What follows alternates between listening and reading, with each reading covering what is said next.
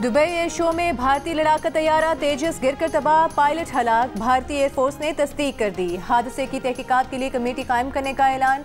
भारतीय लड़ाका तैयारा Dubai air show में फजाई मुजाहरे के दौरान गिरा। अमरीकी मीडिया के मुताबिक भारतीय लड़ाका तैयारा तेजस मुकामी वक्त के मुताबिक 2:10 पर गिरा। भारतीय मीडिया के मुताबिक 2 साल से भी कम अरसे में तेजस तैयारे का यह दूसरा हादसा है। मार्च 2024 में तेजस लड़ाका तैयारा राजस्थान के शहर जैसलमेर में गिरकर तबाह हुआ था। तेजस गिरने के बाद हिंदुस्तान एरोनॉटिक्स लिमिटेड के शेयर्स में 2.5% से ज्यादा की कमी।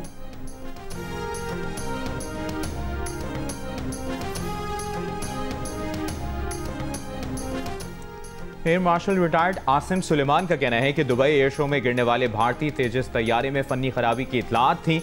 एक अंदाजे के मुताबिक टेक्निकल फॉल्ट भी हो सकता है। ऐसे हादसों के बाद भारत और भारतीय फजाइया की साख को नुकसान पहुंचा है। जियो न्यूज से खुसूसी गुफ्तगू करते हुए माहिर कौमी सलामती उमूर सैयद मोहम्मद अली ने कहा, फजाई कुव्वत के तौर पर भारत को शदीद धचका लगा है। हादसे में पायलट की गलती हो सकती है। वीडियो में पायलट की मिस जजमेंट लग रही है। भारतीय फजाइया टेक्नोलॉजी, वसाइल और अफरादी कुव्वत से मालामाल है, लेकिन मुख्तलिफ मौक़ों पर इसके 100 से ज़ायद तैयारे गिर चुके हैं।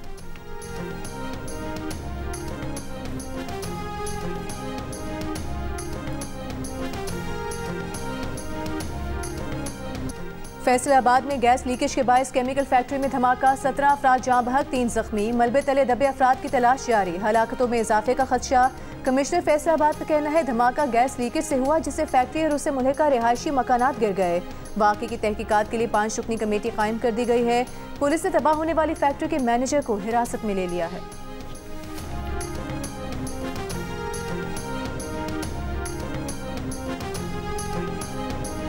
रिहायशी इलाकों में ये बिल्कुल नहीं होनी चाहिए।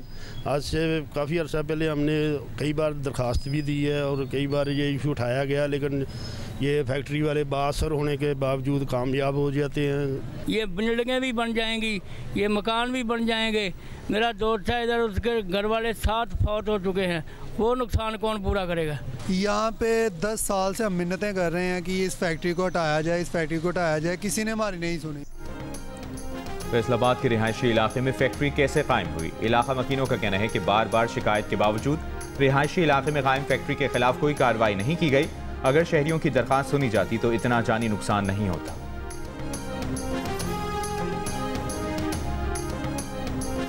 23 नवंबर को कोई भी बदमस्ती हुई, वोटों को तब्दील किया गया, रिजल्ट को तब्दील किया गया, तो मैं अपनी आवाम के सामने वादा करता हूं, अगर रात को कोई मसला आया तो सुबह की रोशनी आप नहीं देखेंगे।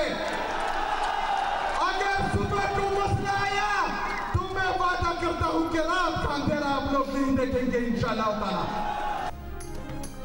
ज़ाब्ते अखलाक की खिलाफ वर्जी का केस वज़ीर आला खैबर पख्तूनख्वा सुहेल आफरीदी के वकील अली बुखारी इलेक्शन कमीशन में पेश। सेक्रेटरी इलेक्शन कमीशन ने कहा, वज़ीर आला ने बयान में वाज़ेह तौर पर उकसाया, तकरीर से इलेक्शन हुकाम पर हिरासानी और ज़हनी दबाव का तासुर आया। वज़ीर आला KP ने ज़ाब्ते अखलाक की खिलाफ वर्जी करते हुए रैली में शिरकत की।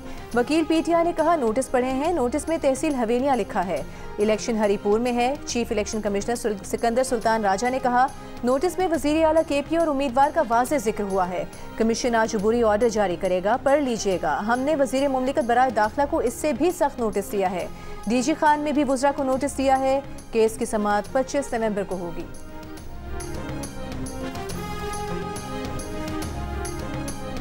NH96 फैसलाबाद में ज़ाब्ता अखलाक की मुसलसल खिलाफ वर्जी पर इलेक्शन कमीशन ने वज़ीर मुमलिकत दाखिला तलाल चौधरी को 24 नवंबर को ज़ाती हैसियत में तलब कर लिया। NH96 से नून लीग के उम्मीदवार बिलाल चौधरी को भी नोटिस। इलेक्शन कमीशन के नोटिस में कहा गया है कि तलाल चौधरी अपनी पोजीशन वाज़ेह करें कि क्यों ना उनके खिलाफ कार्रवाई की जाए और हल्के से उनके उम्मीदवार को क्यों ना नाअहल किया जाए। नून लीग के उम्मीदवार बिलाल चौधरी भी अपनी पोजीशन वाज़ेह करें। उनकी मुहिम में वज़ीर मुमलिकत बराए दाखिला तलाल चौधरी शिरकत कर रहे हैं। District monitoring officer DG Khan की जानिब से वफाकी वज़ीर उवैस लगारी और मुआविन खुसूसी हुज़ैफा रहमान को भी नोटिस जारी किए गए हैं।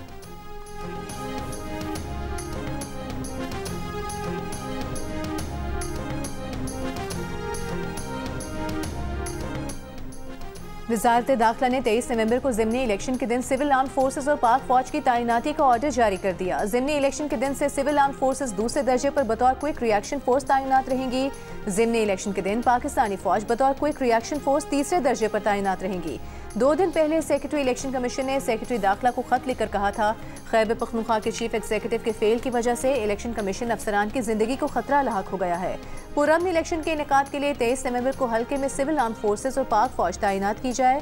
23 नवंबर को कौमी असम्बली के 6 और सूबाई असम्बलियों के 7 हल्कों में ज़िमनी इंतखाबात होने हैं।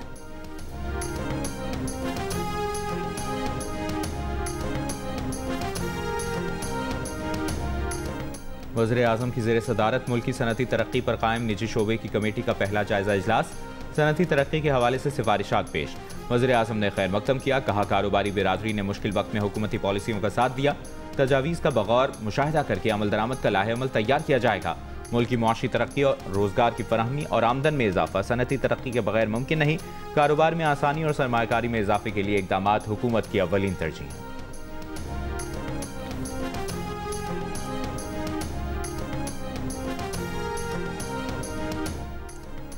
वज़ीर आला खैबर पख्तूनख्वा सुहेल आफरीदी ने वज़ीर आला पंजाब मरीम नवाज को खत लिख दिया। सुहेल आफरीदी का खत में मौक़िफ़ है कि बानी PTI की बहनों को अदालती इजाज़त के बावजूद मुलाकात से रोकना गैर इंसानी, गैर अखलाकी और अदालती अहकामात की खुली खिलाफ वर्जी है। खत में अदालती अहकामात पर फौरी अमल और ख़वातीन के साथ बदसलूकी करने वालों के खिलाफ कार्रवाई का मुतालबा। सुहेल आफरीदी ने कहा, मुलाकातों के लिए बावकार और कानूनी निज़ाम का क़याम अमल में लाया जाए। उम्मीद है पंजाब हुकूमत कानून की बालादस्ती और इंसानी वक़ार यकीनी बनाएगी। खैबर पख्तूनख्वा में सिक्योरिटी फोर्सेज की कार्रवाइयों में फितनतुल खवारिज से पकड़ा गया अमरीकी और नेटो अफवाज का जदीद असलहा मीडिया के सामने पेश कर दिया गया। असलहे में M4, M16 bullet proof jacket से पार होने वाली स्टील हेड गोलियां, नाइट विजन गॉगल्स और दीगर जदीद आलात शामिल। सिक्योरिटी ज़राए के मुताबिक फितनतुल खवारिज के दहशतगर्द ये असलहा पाकिस्तान में कानून नाफिज करने वाले इदारों के खिलाफ इस्तेमाल कर रहे हैं। अमरीकी और नेटो अफवाज के इनखला के वक्त ये असलहा अफगानिस्तान में छोड़ा गया था। अफगान तालिबान ने यह असलहा फितनतुल खवारिज को पाकिस्तान के खिलाफ इस्तेमाल करने के लिए दिया है। हथियारों पर वाज़े लिखा है कि अमरीकी हुकूमत की मिल्कियत है। असलहा मुख्तलिफ ऑपरेशंस में दहशतगर्दों से कब्जे में लिया गया।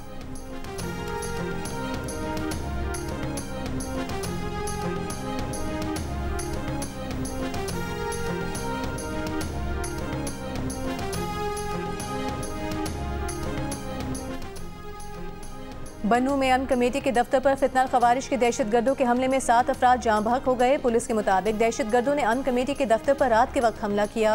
वज़ीर आज़म शहबाज शरीफ के हमले की मजम्मत, कीमती इंसानी जानों के ज़िया पर अफसोस का इजहार।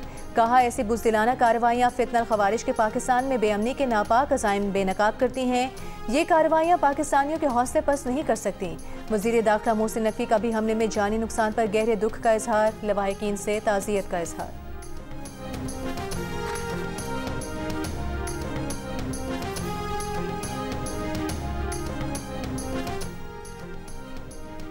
आइन की तशरीह शफाफियत, आज़ादी और दयानतदारी से की जाएगी। आइनी अदालत के चीफ जस्टिस अमीनुद्दीन खान का आइनी अदालत के क़याम के बाद पहला पैगाम। अदालत की वेबसाइट और लोगो भी जारी कर दिया गया। वफाकी आइनी अदालत के चीफ जस्टिस ने पैगाम दिया कि बुनियादी हुकूक का तहफ़्फ़ुज़ आइनी अदालत की अव्वलीन तरजीह है। ख्वाहिश है कि वफाकी आइनी अदालत आइनी बालादस्ती की मुहाफ़िज़ और आने वाली नस्लों के लिए अदल व इंसाफ की मजबूत अलामत बनकर कायम रहे। आइनी अदालत की वेबसाइट पर चीफ जस्टिस ने अपने पैगाम में कहा कि उम्मीद है ये प्लेटफॉर्म अदालत और अवाम में मजबूत राब्ते का जरिया बनेगा। Islamabad high court bar association भी नई तामीरशुदा बिल्डिंग में मुंतकिल। नई बिल्डिंग इस्लामाबाद हाई कोर्ट से मुत्तसिल है।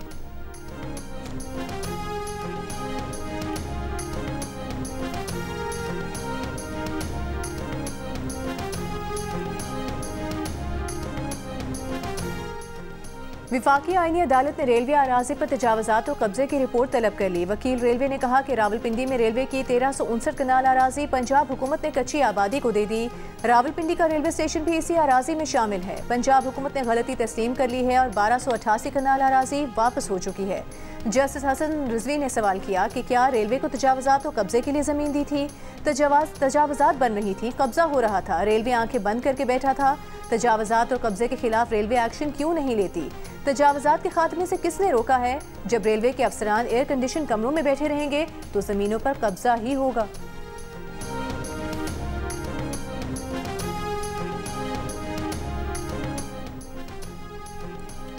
दुबई में जारी एयर शो के दौरान भारतीय फजाइया के अफसरान पाक फजाइया के पवेलियन पहुंच गए। पाक फजाइया के अफसरान से गुफ्तगू करते दिखाई दिए। बरतानवी नशियाती इदारे के मुताबिक भारतीय फजाइया और नेवी के अफसरान ने एयर शो में JF-17 थंडर तैयारे के सामने तस्वीर बनवाई, सेल्फियां भी लीं। तैयारे के बारे में मालूमात हासिल करने में भी दिलचस्पी दिखाई।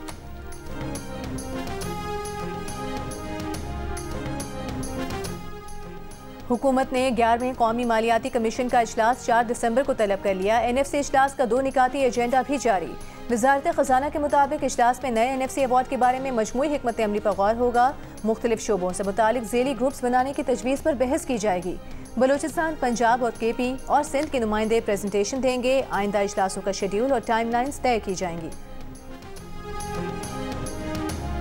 वज़ीर आला पंजाब मरियम नवाज ने कहा है कि सैलाब आने से पहले पेश की इक़दाम ज़रूरी हैं। पानी की हर बूंद और बहाव के बचाव पर तवज्जो दी जाए। वज़ीर आला पंजाब की ज़ेर सदारत इजलास। पंजाब में सॉल्ट वैली में सरमाकारी के लिए 5 करोड़ रुपए तक बिला सूद कर्जे देने का फैसला। सूबे में गोल्ड प्रोजेक्ट से मुतालिक वज़ीर आला को तफसीली ब्रीफिंग दी गई। वज़ीर आला पंजाब मरियम नवाज की मंसूबे को जल्द मुकम्मल करने की हिदायत।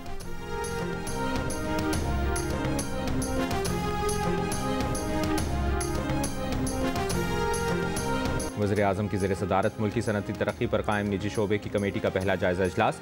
सनती तरक्की के हवाले से सिफारिशात पेश। वज़ीर आज़म ने खैर मकदम किया। कहा, कारोबारी बिरादरी ने मुश्किल वक्त में हुकूमती पॉलिसियों का साथ दिया। तजावीज़ का बगौर मुशाहिदा करके अमल दरामद का लाहेअमल तैयार किया जाएगा।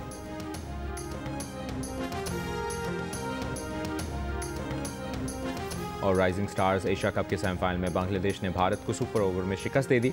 मैच के मुकर्ररा ओवर्स में दोनों टीमों ने 194 रन्स बनाए। सुपर ओवर में भारतीय टीम के दोनों खिलाड़ी इब्तदाई 2 गेंदों पर 0 पर आउट हुए। बांग्लादेश को कामयाबी के लिए 1 रन दरकार था। वाइट बॉल पर बांग्लादेश जीत गया।